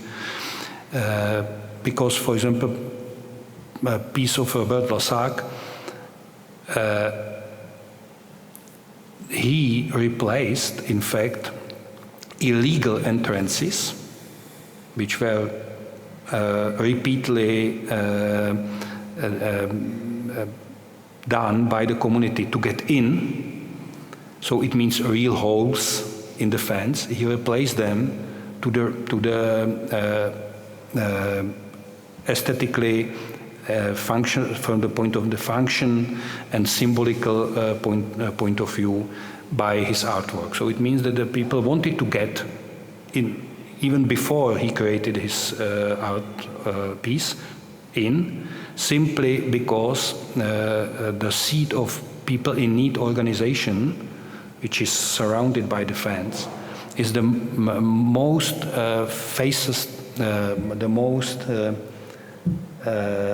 safest place in the social excluded area. So it means that the kids and youngsters, they wanted to go in because they can play inside safely, because the rest of the surrounding is really wild. And the people in need organization, then it let them go there non-officially. And now, through the piece of art of Robert Blassac, they announce it as an official possibility to get in, even out of working hours of the institution. So it means it was created with them, with the local community, and also with the representative of the institution, because after the research, artists discovered that this is something which is needed, and which would also open a lot of questions and broader context of the place. But also it has a function, simple function to get through. So it means that generally the reaction was positive, because people from the beginning co-created the artworks together with the artist. Yeah, thank you very much. And how I promised, we will stop at the best time. We are after 6 o'clock already, but of course I don't want to stop it immediately. So I think we have some time for some short questions and short answers. So please, or short remarks. That's your last possibility for this afternoon, at least on the official table. So we are downstairs, and we can talk, of course, then in private as well. So is there some question? You had some time to think about, because these talks are here. We organize them that we can meet the artists and the organizers who are behind the exhibitions. So please, yeah, ask us anything. It's no question, it's just something to add on, because Isabel was talking about this Japanese scientist who is working with water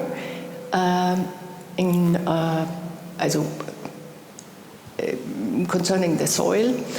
And interestingly, up here, there was a person who was also talking about this Japanese scientist. I don't know whether it was the same person or a different one, but it's interesting that there is this connection between the two artworks.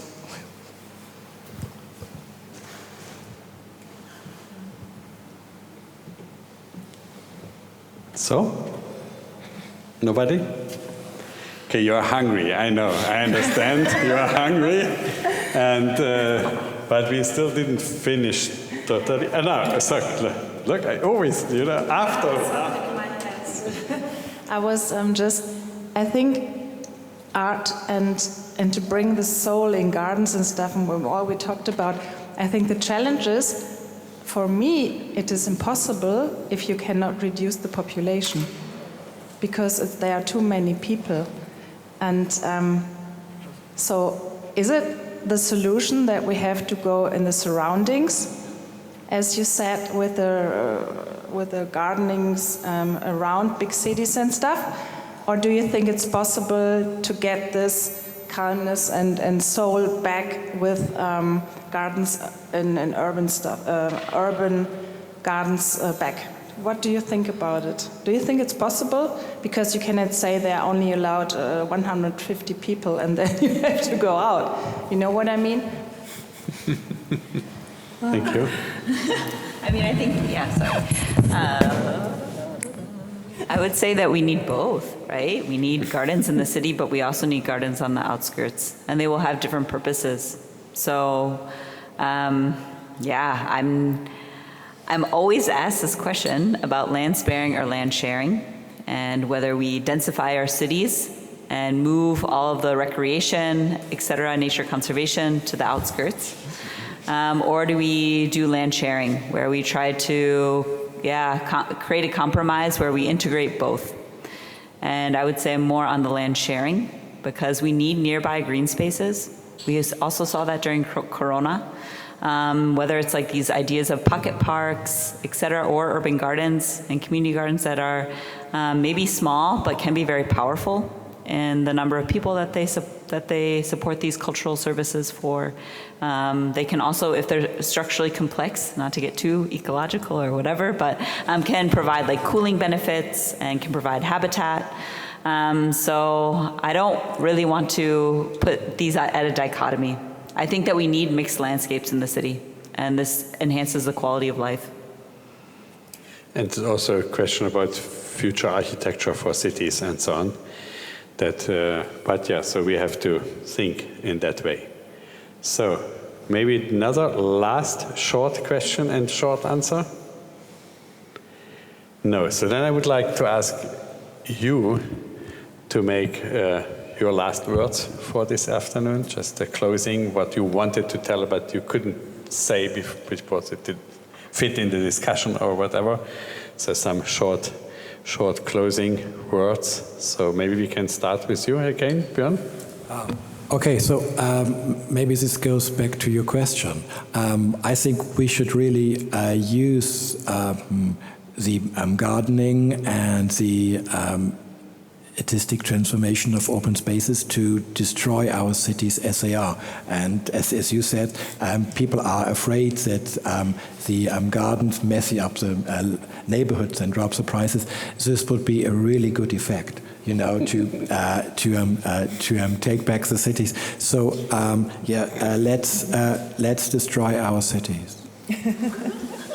Thank you. That will be the headline. Maybe I can echo that, but I would just say do it meaningfully, and getting at the idea of soulful gardening.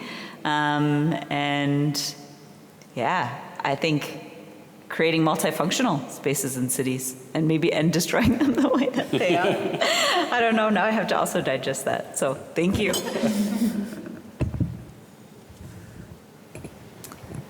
I think I got mainly minimum two different aspects or different insights today. First was it was so interesting to hear about your projects. I mean, I've read about them a bit, but it's so interesting what gardenings also do in the social aspects, and also how you compared it with the historical situation, which also leads to your project again. And somehow it's the first time actually that I've heard of this negative aspect of the soil of Hannes Seger's project, because somehow when I was talking to the museum visitors about it, it was rather that idea that came up that, I mean, horrible things happened in this soil, but now it gets the chance to create something new and just do something good at the end. So that was actually rather my connection with that soil, and not like, okay, it's full of blood and full of dead people, and it just came to my mind when we chatted, and you said like that some people didn't want to eat the soup, and then I was like, okay, but it really has many layers. It's right. Thank you very much. What I learned during our common work on the gardening of soul is that one of the most important aspects of gardening is taking care. And taking care in symbolic way or metaphorical way is something which we nowadays really need. Taking care about us as human beings, taking care about nature, taking care about communities, taking care about the place where we lived, and also taking care about the history, because we should nowadays really learn from the history, because we know in which direction our societies and our world is going on, and we know it really from the history. I'm so happy that we have Hannes' work here, because this is one of the examples how we would be focused on taking care on the historical processes and their interpretation to current situation. So garden is connected with taking care, and we would keep our potential to taking care about everything around us. So thank you. I take this as a headline, taking care. I changed the headline. It's for me it's more constructive, but so stand up, please. When I took kids into botanical garden to show them the plants which are similar to that one from the tertiary period, after the trip, the teacher told me that one of the girls told that it was the best day of her life. You know, for me it was something very surprising. Of course, I wanted to do all my best to prepare workshop which we would enjoy together, but to admire it as the best day of her life meant that she lives in very problematic lifestyle, life conditions. On one side, it's difficult to live in a region as is ours, but on the second side, we have incredible opportunity to cultivate it. That's what we want to do from the long-term perspective. Thank you. So Hannes, you can say anything. You can tell everything. You don't need to talk about your project. You can say soup. Obviously, later on I go to serve the soup. I had to heat it up a little bit.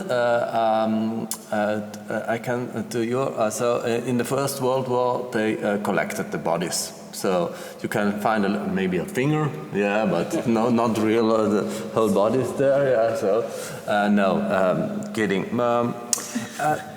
I really like what you have said, this of taking care, because I a little bit. Also, it was also a feeling I had during the conference we had. So also this gardening has because behind the garden there are two ideas. One is this aristocratic idea of a garden, so it's a form of artificial representative ideal whatever what.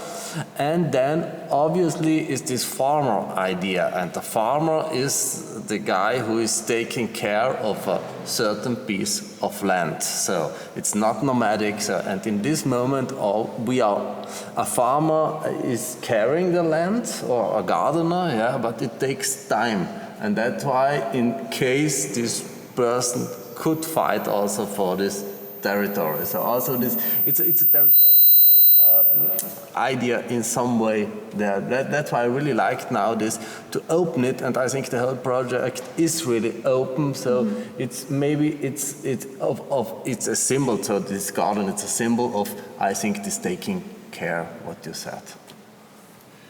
Yeah, thank you. I think the same. So I can just repeat that, and I'm very happy. I think it was a great discussion, for my opinion, so to hear all these aspects and could combine somehow, and thanks to the audience as well. And yeah, thank you for coming. It was a good, very good extension for the exhibition, and I would like to invite you first to have a look on the piece for some minutes. We put off the light, and then we go downstairs. Thank you very much. Bye-bye.